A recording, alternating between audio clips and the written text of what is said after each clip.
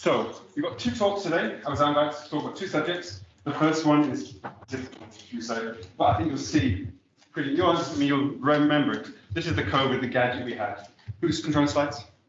I can do it. I don't mind. I just know what to do with that. All right.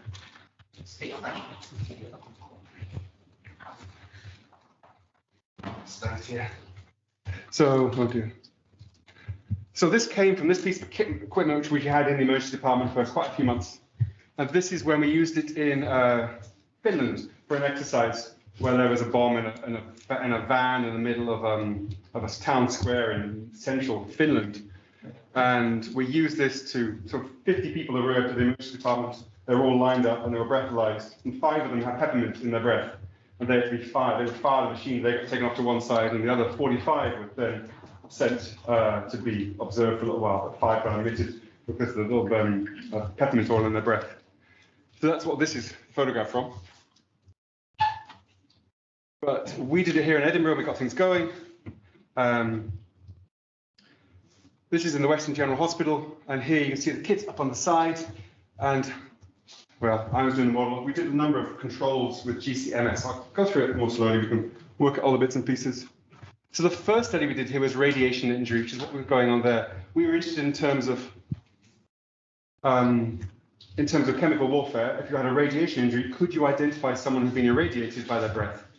And so the obvious people to use there was go to the cancer center and find patients being therapeutically irradiated, both for breast, for lung, and for prostate, which you can imagine sort of different depth of injury. You might find the breast, the lung injury from the radiation would be immediately breathed out.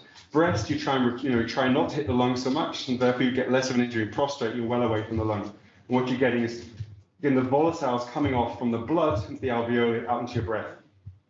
So we had 26 patients with cancer. There's 2 types of technology we did here. The IMS is ion mobility spectrometry, which is what you can have at the bedside, what we had in Emerge. And then mass spectrometry, you have to take the samples in a different way and send them off to a laboratory in Loughborough, in this case, who then spend weeks doing the analysis on them. So one, in theory, gives you an answer within within a few minutes once you set it up, and one takes you weeks to get the kit down there, etc. So we did both of them in parallel. We took them pre-radiation, then 1 hour, 3 hours, and 6 hours after the radiation, and looked for signals in their breath. So they were a mature audience. They were mostly men, because we looked quite a lot of prostate patients, and then breast and 1 lung patient.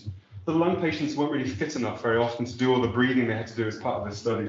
So we found lung patients quite difficult to recruit.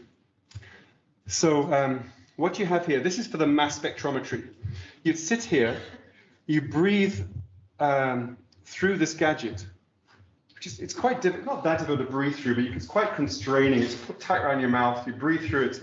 And then one of these 4 pieces of metal is got as a cylinder with something to take out of the air the chemicals coming through. And then you take that off and post that to Loughborough.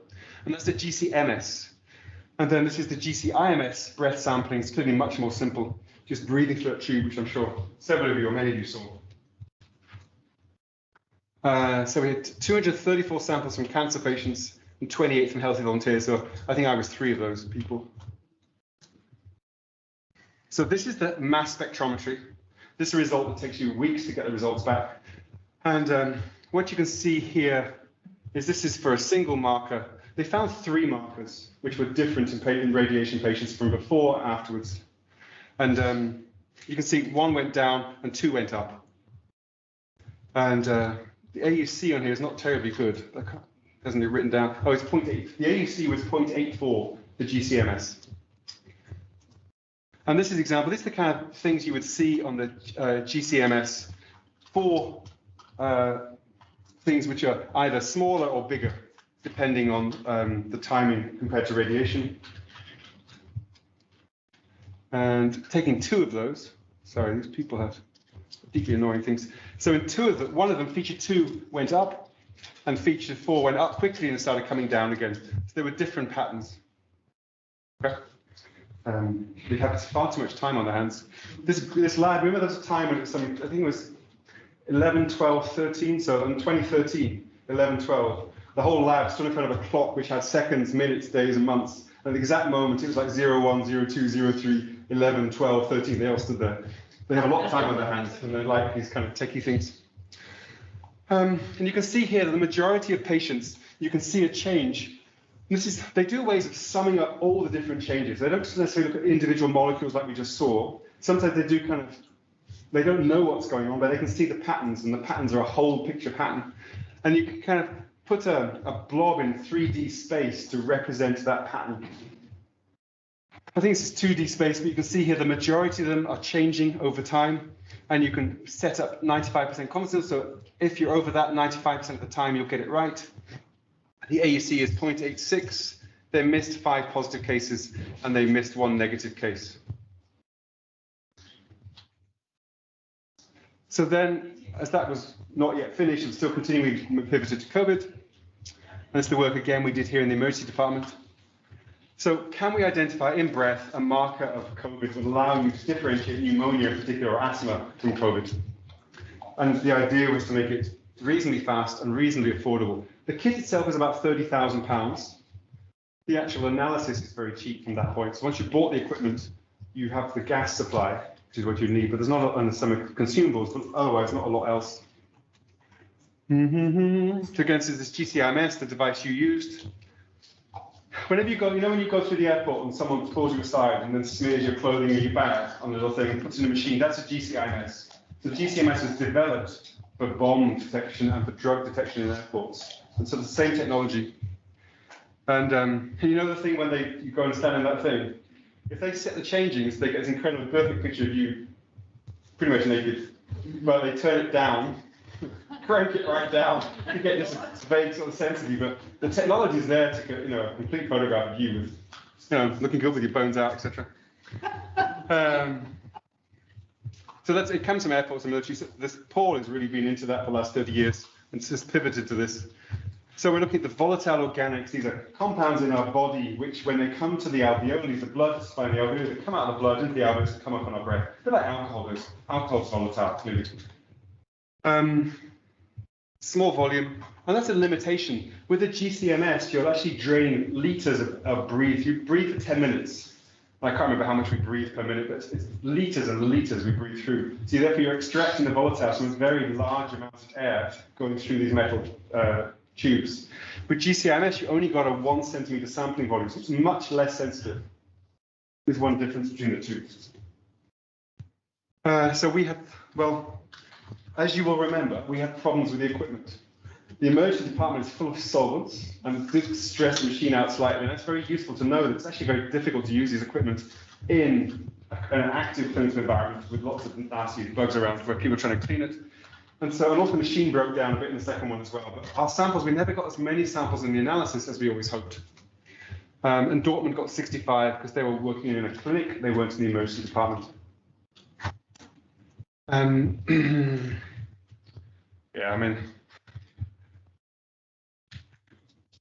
To take a sample and bring something out the other end from a GCMS is a lot of work, and it's done by hand. It's each individual sample gets put through a computer, and so I was always trying to buy the postdoc a faster and faster computer to try to let her do it at a sort of speed, but she could do like 10 a day, and there was 264 samples in just one of the radiation sites. So doing this stuff in all these places, it was really slow, and they spend months designing these flows.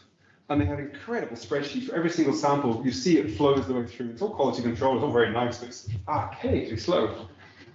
That's the kind of picture they get, and they're trying to pull out the patterns from that kind of picture.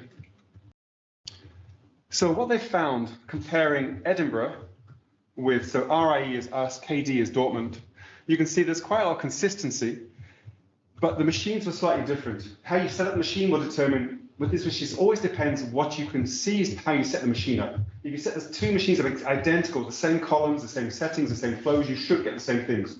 These were two different settings. So in a way, you're looking at consistency and external validity in a way. You see ethanol was up, acetone was up with both. We detected acetone 2-butanone here. They just found a different marker, 2-butanone. Methanol monomers went down. Then they found some other things there.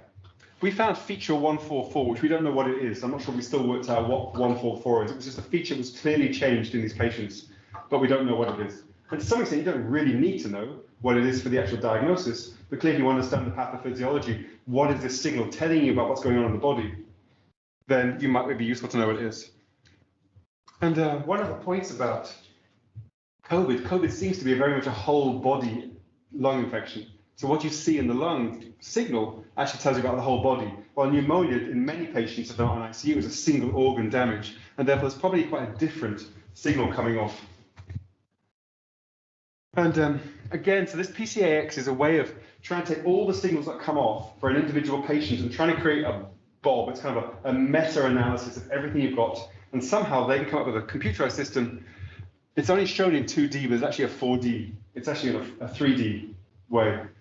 And you can see that the red ones are positive, the green ones are negative, and you can group them. So there's also a bit of difficulty. What's your true gold standard for COVID? It's a bit difficult to get true gold standards because you're not just looking for nasal infection, you're looking for lung damage and lung disease. But when I mean, Matt, you did most of the adjudications of whether these were COVID positive or not, often retrospectively after 10 days. Is it clear? Was it truly positive? And there was one negative. There was one who scored as positive, but actually was negative. You scored as positive, but came back in our system as being negative. I presume it's this one here. There were some borderline positives, which is maybe that one. And this is the one which is positive and came back negative. So it's not perfect. The OROC was 0.87. So decent. And I guess it also depends if you're setting up to exclude or to include patients, how your OROC can be set up. Can I just ask, was the negative one compared to the lab as well? Like the lab said it was positive?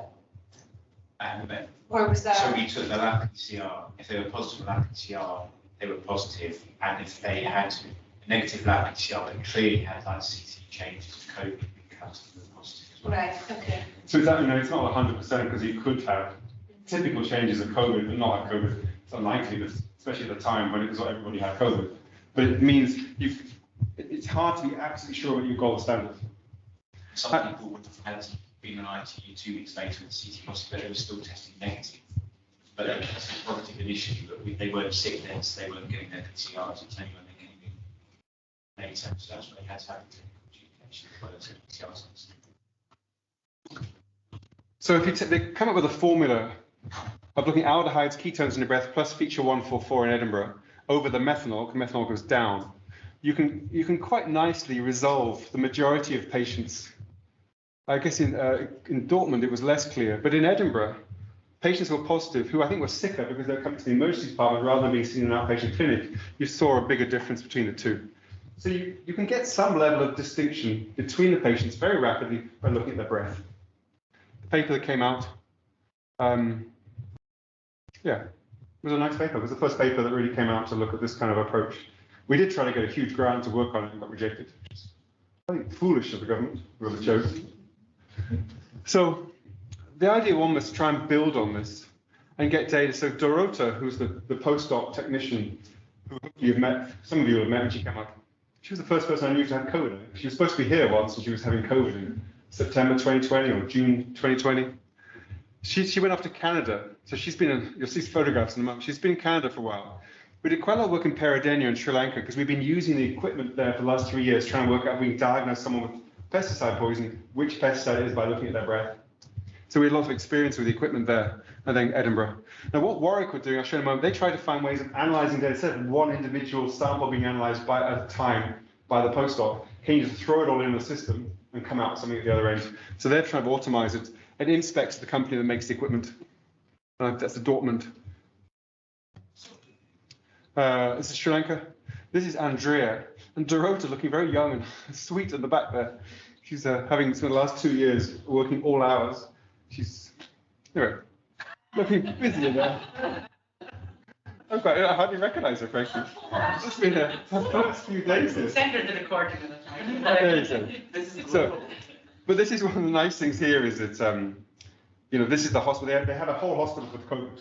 So when I first went, I went to Sri Lanka on the 1st of February 2020, and even then there were the heat sensors up. And if you scored on the heat sensor, no PCR, you were sent away for 2 weeks to a building 300 miles away from the airport, and you were in there until you came back. So you're putting ice cubes in as you walked off the plane, you're kind of finding a way to get your temperature right down. So they took it really seriously. And then they had like 5 hospitals across the country. When it wasn't too bad, everybody went to. And so we set it up there. So one of the problems we had is we didn't have any controls in the same site. We had one site full of COVID and one site full of pneumonia. And they wanted to do 6 months here and 6 months here. We said that's just a bit too messy. So we did a week there, week there. That wasn't always this different environment. So that was a complication of it. And then this is Dorota in Canada, so somewhat different. And they were doing the same studies there, and Vancouver it was. So we got a lot of patients in Edinburgh, but unfortunately the machine didn't work didn't work terribly well, which has always been my frustration. And when I tell the company, it's, I'm not happy with your machine, they get very upset. They think it's a beautiful machine. It's like, well, yes, but it doesn't work in a clinical environment. Anyway, so we've got 200 patients out of Sri Lanka, going backwards and forwards between these 2 hospitals. This is the Edinburgh, simply looking at 8 markers, and showing, you can see the AUC is about 0.75, 0.74. So then they've moved to a way of trying to get an auto-processing through Warwickshire, just simply give the data, try to find a way of getting it out, almost with AI at the other end. I can't even tell you. They use classifiers. I'm not quite sure what that means, but somewhere in the process of the automation, they put different models in. And depending on the models, they do model training, and then they put different models, and they get different results depending on the model they put in. So this was, not sure what that means. So this is the Sri Lankan one, the best one they got. This is the early stuff, because it's only after 76 and 27 patients. You can see the best AUC they got was 0.83. And then they got different levels of spend. These are 4 different models they're showing. But this is what they get when they have these classifiers, and they get more patients in, and they've got the full data set for the with their automation from Warwick. And I've never seen an AUC like that before. You ever seen one of that? So it's potential. I think what's happening here, instead of using 3 markers or 5 markers, they're potentially using 100 markers, moving in slightly different ways, and somehow getting a whole picture. But and they're still working, they're still going through the Edinburgh data. At some point there'll be a paper across all the groups which will look at this. But it's quite convincing. What's annoying for me was about 5 years ago, there's an ID consultant called Matt. He's a military. Yeah. So he talked to me about doing a PhD, and what I said we should do, let's go to Asia, we'll do some breath analysis and try and come up, we can find a new pneumonia, it's like SARS, we'll be in place. And he decided to do something else. It's like we would have been 3 years ahead of the game, we'd have had this equipment ready to go. And he didn't do it. It's like, Anyway. So that's the complicated one, so please don't ask me too many questions. Generally, it looks like it could work. And it worked quickly. If you can get this working up and they can work out how to put this formula into the machine itself, you get a result within a few minutes for each patient, yes or no. These patients had pneumonia, they're controls. So it wasn't as if they were normal people. These were people with pneumonia, but they didn't have COVID. How absolute the diagnosis was, I don't know. But they're very clear. If you had COVID, you went to one hospital. If you didn't, you went to another. So probably they were quite. You imagine they would have sent a few more patients to the COVID hospital than under sending to the other hospitals. You might imagine. Especially because it's quite easy to get the black box algorithm incorporated into the computer that sits next to the machine, wouldn't you? To be able to then just use that algorithm to define when they're positive or negative. You imagine so. So we'll see what happens with this. But I've never seen anything like that. I've even got some AUCs which are like 0.5, they run along that line. Okay, that's the complex score. You might have the other one. So the question is, does it outperform the dogs that the government in fact gave their money to in the environmental analysis, didn't they? Yeah. No, I'm not quite sure what the dogs are picking out. AUCs as well. And one thing we can do is that you can do saliva as well. So we did studies in the radiation of you put a piece of gauze on the forehead and tied it on for 10 minutes, left it on, and we did saliva samples as well each time point. And we find information in the saliva and in the gauze, which also tells you similar things. So actually much easier. You could simply The difficult thing for the gauze is getting the gauze into the machine. It's a bit tricky. We actually sent it off to mass spec. Getting the gauze into this GCIMS is tricky. But saliva should be much easier. And so you just like a thermometer, put a thermometer in for about a minute. Maybe longer than that. Maybe just for a few minutes, you put the thermometer in. We took it over, sent it off to mass spec. We haven't got the IMS yet for that. But the data's there, all the signals are there. So, I presume none of you have missed the drug problem we have at the moment. You didn't see much of it as you come to the door. So, drug-related deaths, 2019, it's now up to 1,350. I think it was the 2020 or 2021 data. I mean, it's horrendous. And interesting, the last few years, it's just going up and up and up. That's pretty bad too. You seen that before? Yeah. And the European average is down here. So UK is above that, but UK is only up there because of Scotland, really. I mean, I guess if we're only 10%, it'd probably go down a little bit. Be below Ireland. Pretty tragic. Where are people dying? Glasgow, Inverclyde, and Dundee are the big places, but of course Aberdeen. Edinburgh much less so, it seems. Must be the fabulous medical care they get as they arrive in hospital here. Or maybe the ambulance services, who knows, but we have less of a problem, significantly less than other places. I mean, it's not small, but we are a fairly big area.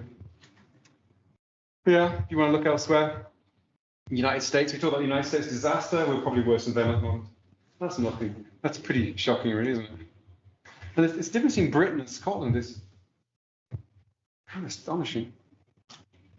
Estonia for a long time, she saw back in, I'm not sure what's gone, but sort of 2010, Estonia was the place in the world where all these deaths were happening. That they seem somehow to have dealt with it. So the nice thing is, there is not a solution exactly, but there are some places that have got it better. It hasn't continued just to get worse and worse and worse and worse. And are you sure the Estonians haven't just come over to Scotland? I can't exclude that. You're absolutely right. The story about Estonia I know is in Sweden. When people have their stag night, they are very, very nervous because one of the things they'll do is put you on the ferry to Estonia, you get drunk, they take you down to the ferry terminal, strip you naked, take your passport and leave you in a cubicle and you wake up in Estonia the next day, which is quite a few hours away. But apparently the Estonian customs are quite used to it. And so they just kind of turn around, send them back with a pair of underpants. And they hope at the other end someone will turn up and take care of them. They don't all get arrested, but there's a lot of young men found in Estonia with no clothes and an awful lot of alcohol on board. So if you're ever invited to a Swedish stag do, or a hen do, I don't imagine the women are any better at it. Maybe it's not true. So why are there so many deaths going on here? So this was put together a while ago. So Cox team. It's quite a sweet one. Yeah, I spent hours doing this. Yes, my favourite scene from the film, of course. I got my son to watch this when he was about 14. Before he went to high school, you've got to watch this film. And with his cousin. And so one of the questions is this train spotting generation of the 80s, 70s, 80s, and 90s, they're now getting old. And they've been smoking, and they haven't been looking after themselves. They've been doing no exercise. So talking to Roy Robertson, who's a primary physician and professor of addiction, he talks about how multi-morbidity in this population of the 40 and 50 and 60-year-olds who are doing drugs every day or doing methadone every day, and they are not in good condition. And he can spot them who's coming to die. He has 400 patients in his practice on methadone. That's a lot of people. And so this idea is that the generation's getting old, and they've just been doing it so long, they're dying off. And part of this reason for this increase is they've just come to the end of their days, and we're losing them all. But we don't really know. There's no real-time analysis of deaths. What would be good to know is that really true, or are young people dying a lot accidentally? You see, clearly there's a house officer around here who hasn't managed to get blood from this guy, so he's given him the needle to take some blood for him. It was always a very practical approach with these patients because they're so much better than we are. But, I don't think that won't be very useful, but groin's always a good place to get blood. So then, to answer that, who's dying at the moment? It's the 35 to 44-year-olds. So that has changed. If you look back in the old days, it was the younger ones. There's now a kind of middle group going. But the 55 to 64 group, which is this one, is not particularly rising. So it's not quite clear. Is that that group seems too young to me, the 35 to 44 group, seems too young to be moving through this comorbidity group. That's one point. And then the other issue is benzos. So street value, Eddleston, alprazolam, etc., are coming up massively correlated with that death. So is it benzos causing the deaths? Is it the combination of benzos with opioids is why everyone's dying? And then if you look at, so more than 3/4 of deaths have got, if you look at Angus, which I couldn't frankly put on the map at the moment. Where is Angus? Aberdeenshire, isn't it? It's just north of Dundee. Okay, between Aberdeenshire, south of Stonehaven. That evening, so you're seeing us either. Thank you. Oh well, there's a lot of benzos in Angus. So, well, interesting, Aberdeenshire, which is not that close, got terribly small amounts, a bit random, but the point here, there's a lot of benzos measurable in patients who die from drug deaths. So this was Edinburgh in 2014-16. Not sure how many of you were here then, but there was this massive epidemic of ethyl phenidate, which was hell, basically. And we're going in the tox walk. You lot would go, I think they should go to tox. Don't you think? They come to tox and 3 of them there will go, do you want fights? Like, well, not really. He's like, what's all this? And you'd be sitting there, kind of having a boxing match. And generally, they didn't really know what they were doing enough to be able to hit you very well. But you give them valleys and give them some tell how great the valleys were, and this little jag will make you feel much better. But it was a difficult time. And that was ethyl phenidate. What seemed to be going on then, it was 2 groups of people. There were the ex-heroin users who really didn't like going around the back of the shed trying to get some heroin off some guy they really didn't trust. They'd much rather go to the shop and buy the plant food, which was 100% pure, reasonably priced, you knew where you get it from. But the problem was, they did a lot of subcutaneous injections, which caused a lot of injuries subcutaneously. Then you had the heart valve infections, and then you had tissue infections. It was grim. So the government did a temporary control order in about 2015, early 2015, and the cases dropped off. So this is the purple, this is the total ones, but the green ones were ethyl phenidate. See, they've been running sort of 20 per month admitted. Clearly you were seeing more, but actually admitted to our ward was about 20. So what is a temporary control order? Just the government says you can't bet anymore. Okay, So it's only a single compound, a single structure. But ethyl phenidate is the same as methyl phenidate, which half of America is taking methyl phenidate. It's a bit bizarre. Ethyl phenidate is so strange, so toxic compared to methyl phenidate. But what you can see here, the green, there's a sudden drop. TCO worked. You suddenly couldn't buy it. It went from 20 a month to almost 0 in 2 months. So that's pretty impressive. What you can see with difficulty is the SCRAs, which were the light green dot circles, suddenly come up here and stay up a bit. So there was a definite compensation. There's a lot of noise going on there, but this dip is the ethyl phenidate, and this rise is the SCRAs, which are synthetic cannabinoid receptor agonists. They're pure cannabis with just the good bits in, none of the other stuff, and more potent and more toxic. So, but then the trading standards went out and said, went to Musselburgh, one of the main places was, about 3 shops in Musselburgh, and they said you cannot sell anything now. And I forget ethyl phenidate is all going. And so they were doing local council training standards, and suddenly there's this phenomenal drop. Within a month, there was really nobody coming in. We said to us 2 things. The problem was people went back to heroin, and then we got the dose wrong. So people died because they'd been on ethyl phenidate for a while, then went back to heroin, went back to their old dose and killed themselves because they'd been off it for so long. So that was, but it was a war about it. They knew it was going to happen. But some died. The other thing was, there were a lot of middle-class people who used to do cannabis when they were young, and then thought, SCRA, it's legal, I can buy it off the counter, cool. But some of them were just evil. And we had people who lost children, their children taken away from them. They lost jobs because they stopped taking these drugs. One of my family friends had a seizure in front of his son and got kicked out of the house for 6 months to go and dry off. Went to his parents' house for 6 months, age 45, to try to get through all this. Because the availability of this stuff, you could just buy it from a shop, and it was easy, it was legal. But by making it illegal, everyone stopped it. The middle-class people no longer thought this was a good idea because you couldn't get it anymore. You weren't going to go online and start getting it from China. Your wife would say something about it. And then the guys with the heroin went back on the heroin. But there was this remarkable drop in MPS. And we set up IONA here. That was the most tedious thing. We had thousands of cases before. And suddenly there were like 0 cases when we started. So, IONA. He's retiring in about 2 weeks. Simon Thomas. What's that? There's different levels of retirement for him. Well, they'll be running the study. I don't think it's going to be much more than that. But this is one of the papers that's come out from this. So there were different criteria for England and Scotland. In Scotland, we said we'll take anybody. You just have to have a bit of toxicity, which we don't even have now. But in the old days, England, you had to have CKs of more than 5,000. You had to be unconscious for a long period of time. We said in Scotland, we'll take anybody because we're interested and we just want to know what's going on in these patients. So basically, anyone attending the emergency department with toxicity of some form due to suspected MPS is how it was. But who knows what MPS is really? How does anyone know what they're taking? And then we got consent. So this has been done by Tim Rutland, who was a medical student who put data all together for us. You can see the numbers of cases, clearly 2021. These were difficult years because we were stopped at various time points. But people are taking drugs. There's still classical drugs, so even though we're thinking about NPSs, we're still finding classicals as methadone in the first one. Then there's some morphine, alfentanil, fentanyl, MDMA. So ecstasy was there, a small amount, amphetamine a little bit more. Cocaine was more, and the classical cannabis and gabapentinoids. A little bit of heroin, but heroin has a short half-life, so they must have used it quite recently before that. But there's a bunch of different drugs people are using here. We worry about these highly potent opioids. The fentanyl, I can hardly see that at all. It's not a major problem in Scotland. We're more past standard. In terms of the NPS, there's been a reasonably consistent number between 1 and 5.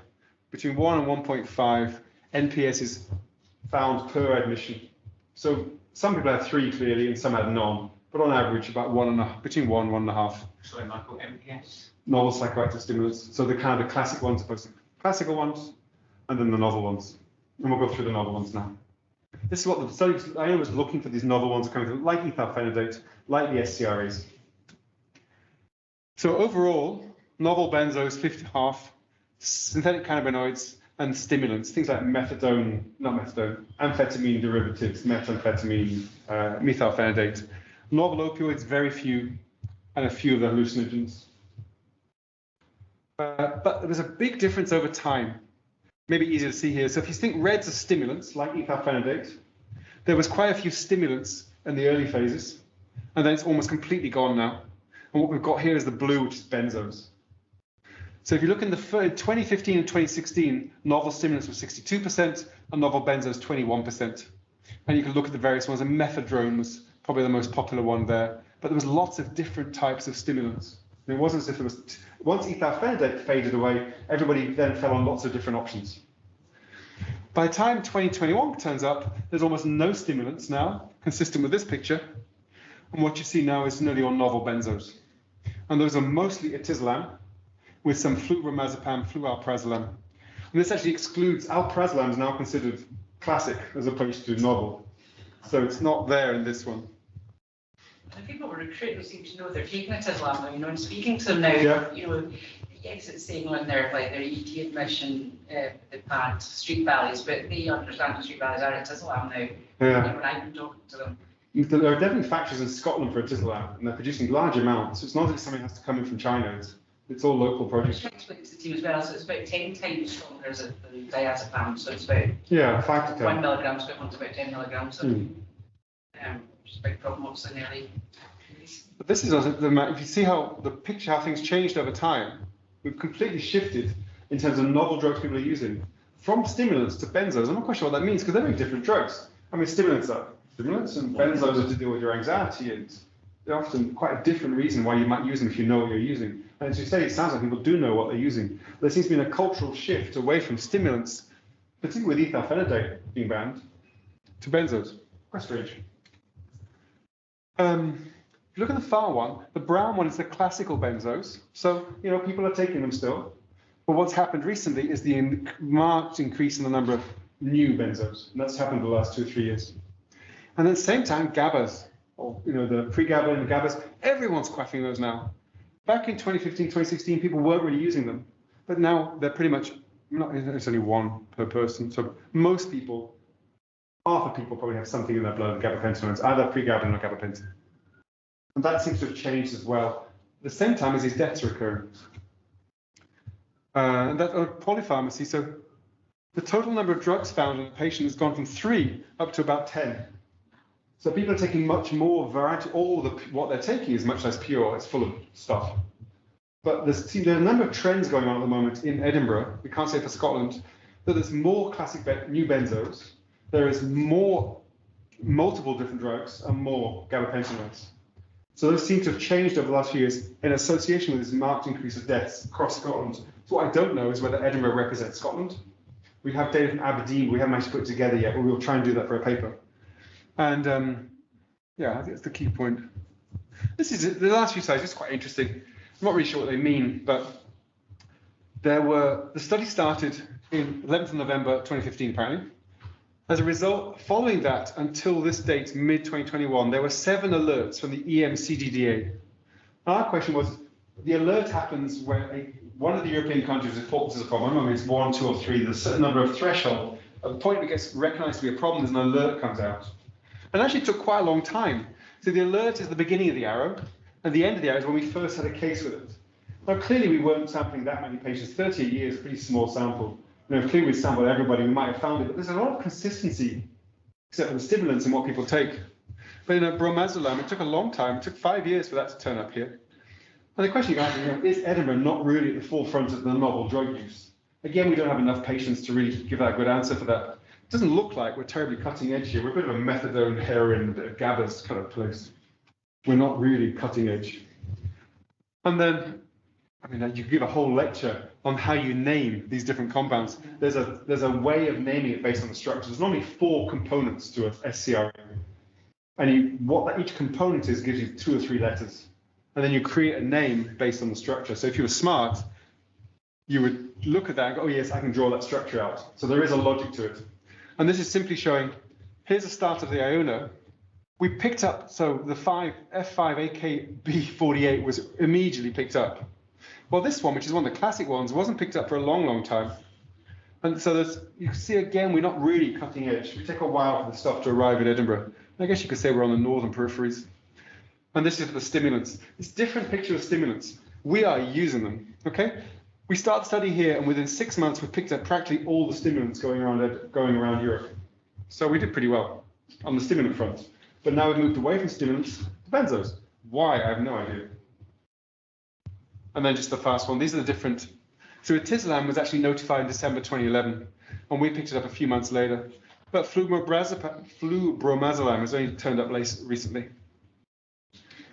But I guess it shows us there's a change going on all the time of what drugs people are using. And I'm not quite sure we understand at all the reasoning behind these different things. So what can we do? So I'm interested in this idea of what's the role of benzos in this? Are the benzos simply there because everybody's, these are the people who are alive and come to the emergency department. These aren't the deaths. They've all got benzos in them. And lots of people who die have got benzos in them. So are the benzos killing you? Or the benzos, are they making your opioid toxicity worse? Or actually they're irrelevant, just everybody's in the water basically. We're all taking atizolam, so if you look for it, you'll find it. It may have no role at all in the death. We don't really know that. And that's so currently here you are outside, you've got a needle in your arm, someone's you've got drugs around you, you're thought to be a drug user, you're unconscious, you've got an opioid toxicity, you get naloxone. So the simple question is, should we be giving flumazenol, which is the antidote for benzos? Currently we say not, because there's always this idea, if you give flumazenol, you take off the benzos, and people have seizures, which is difficult to manage, and therefore complications from that. So as a general rule, we shouldn't do that. But even better, should we be having take-homes flumazenol? We give take-home this. Now, one problem with this is no one carries it with them. It's quite a big box. It's quite uncomfortable. So I'd like to do a study, if I have another live for the person to work next to me, is to compare intranasal. There was a stepwise study across Scotland where you introduce intranasal. As you take home intramuscular and your intranasal. And you say, please keep your intranasal on you. And so actually, intranasal, have you seen them? They're quite small. I mean, they're about this size, and about the thickness of my thumb. So it's much more manageable to put in your pocket and just have on you, your pair of jeans perhaps when you go about. Because currently if I ask our patients, they all have it at home. No one carries it around with them. So actually we might make a difference. And the primary outcome for that study, with the number of patients where a paramedic gives naloxone, so paramedics recognizing this as a drug overdose and therefore they're going to try and give naloxone, how many of them have already had naloxone before that point? And if we could do a step wage study across Scotland and find that people, it increases the number of people getting any naloxone before they're found by the ambulance service, that'd be really good. Because that would clearly show it was in the community and being used. What I'd like to do is go to every bus station and give a box of intranasal stuff and just pick it up. And we could actually do that in randomization as well. You go through the bus stops, the bus shelters of Scotland, and give you a nice little box full of this stuff. And you could then do an analysis based on your cluster, which I presume will be a health board in Scotland, and see whether you get a secondary outcome would be improved outcome, but the primary outcome will be how many people are getting intranasal, getting any naloxone before they're found by the ambulance. That's another fantasy study. Who does your training for the Narcan managers? Have you got, is that Got the drug. So drug liaison, but also, is it just drug liaison? or- no, Karen also does it. So we do them as well in 6. Yes, so that's now standard practice She's been that here a you've few got. years now, yeah. Yeah, But but in the ED, we never ever, it was discussed many years ago. I had a meeting with Chris Connolly, and we had this guy, I think he worked in the prison service, that was keen to bring it to the ED, okay. and it never came to anything. But I guess the ones that want to leave from the ED are in a real rush to go, aren't they? You know, so probably it would But I be think pointless. if we did a research study to set this up across the whole of Scotland, and every hospital we then step wedged into the study, you would improve the care of this condition in the emergency departments. So actually, you could use this study as a way of improving the service provision. Yeah. Because as you arrive in each step wedge, you would have to improve. Well, actually, you want to make sure the IM is working from the very beginning. How do you define a drugs-related death? So do we know exactly, are these Yeah. people fined 1 minute and then found? So I don't really know that. I've asked that of Roy, and Roy feels these drug deaths are fairly clear. These are not people who die who happen to have drugs in their body, because half of Scotland has drugs in their body.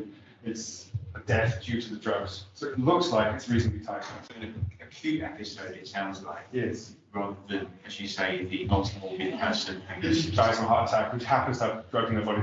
I don't think they're included. And how do they define it? Because you say half the people, lots of million people die have drugs in their body. Do they get defined as a drug overdose, or is there some way of saying that we think this, is it as on the death certificate, this is likely to be due to drugs? I think if there's a drug death, they have to go to post-mortem, so they have to have their blood tests done to prove drugs are in the body. I think those are the ones who go on to drug deaths. So what Roy tells me, it's reasonably strict.